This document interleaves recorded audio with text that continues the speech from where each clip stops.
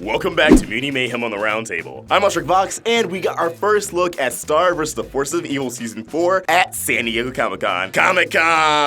Now this preview is everything we love about Star. Comedy, action, mysteries. We get to see where some of these characters are at, and while it's gonna be a while before we actually see this episode or any of Season 4 because it's premiering next year in 2019, likely so they can promote the Owl House and Amphibia alongside it, this preview raises some questions to tide us over. Not to mention we got the spellbook coming out later this year. Without further ado, let's dive into this breakdown. Now, of course, spoiler warning if any of our predictions end up too on the nose, or if you're not caught up with Star, and then in that case, why are you watching this video?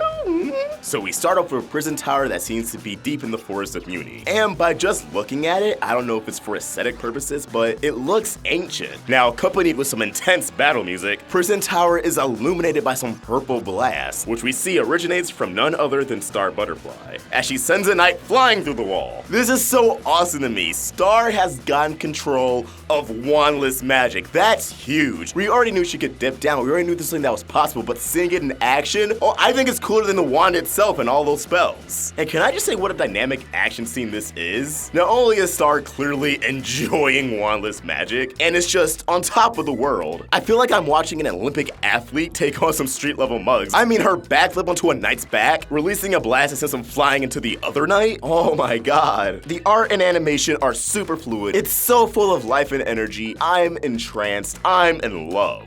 But the badassery does not end with Star, as Marco, wielding El Chapo from Divide and Conquer, is sword fighting a knight. Like, oh, can we just talk about this? El Chapo has payoff. El Chapo is more than just a one-off joke, reference, whatever you may call it. Although we don't get to see much of it because Star sent the other knights flying towards Marco's opponent, I'm hoping we get more of this in Season 4. Because although it's short and to the point, it really is a well-directed action scene for this show. But it's not all Star and Marco, as King River is making an attempt to fight alongside them, gnawing on the knee of another knight. We get to see more of Star's wandless magic, and it appears as if there's still somewhat spells as she's calling out the names of the abilities before using them. One's a simple heart-shaped blast, but the other one is this aura-like fist, colored in like a rainbow. That's, oh, so good. And god, they're not giving these guys a break. I mean, not only does this guy get rainbow punched into the wall, but then he gets decked in the face with a mace. And again, kudos to the animation studio. This appears to be a rough draft episode. Their work on Star, unlike their work on Steven Universe, is always so fluid and full of life, but here it's really punctuated. Everything looks great, everyone looks great, and already Season 4 seems to be a true return to form.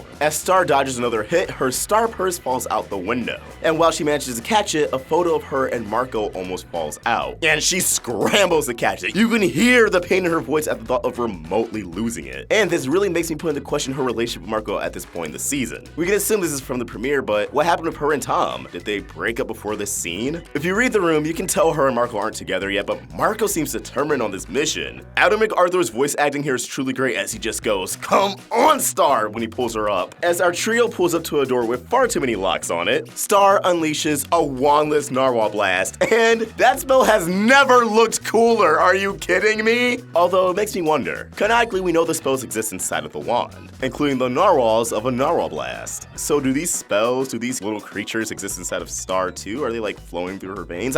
How does that work? Are we gonna get another Inside the Wand episode anytime soon? I guess we'll just have to wait and see. Star believes they may have finally found Moon, but instead we have a random human chained up upside down. And I really love the doggy bow that says prisoner. It's the goofy things like that that makes this show Star vs. the Forces of Evil, punching up every serious moment with a little bit of levity. We then discover through what I assume is someone in Muni's court, who keeps watch over the prison tower, that this is not Star's first endeavor inside of the structure, as she already had two holes she created to come in from. But we know Star by now, she likes to make an entrance. And if this guy sounds familiar to you guys, especially the 90s or early 2000s kids in the audience, this guy was the narrator on Dave the Barbarian, which is crazy because I was just rewatching some episodes of that show last week, and I really hope his casting was an intentional nod to the show. Now, through some exposition, we learned quite a lot. One, it's now public knowledge that Moon and Eclipsa worked together, likely a callback to the events of the episode Total Eclipse of the moon. After all, that is what set up the events of learning that Meteora was rightful heir to the throne after Eclipsa's imprisonment. And it appears Muni still views Eclipsa as evil, which may not bode well for them as we quickly discover that Eclipsa is now once again Queen of Muni. That apparently sometime after Star becoming acting queen, not only did she revert the wand to Eclipsa, but the kingdom itself. And they don't seem to be happy. And this boggles my mind because the season 4 synopsis mentioned that Star would be in charge, that she'd be the one running Muni. Which again makes me question how far into season 4 is this episode? Are we gonna have a half-hour or hour-long premiere where we see Star taking on the stresses of being queen and she just decides Muni is better off in Eclipsa's hands? That seems to be the likely outcome, but I can't lie that I'm a bit disappointed by that. I did want to see Star as queen a bit longer. We also learned that monsters can no longer be imprisoned, which isn't necessarily a bad thing. I mean, we've all been kind of rooting for the monsters to get equality for the longest time. We learned they're not that different from humans, and more often than not, they're discriminated against. So this seems to be a good outcome, but are the methods to achieving this going to be right? That's where I believe the conflict of the season will come in. But the downside of this is that if monsters are exempt from imprisonment, this could result in a spike in crime rate. It's possible that if you're considered a monster and commit a crime,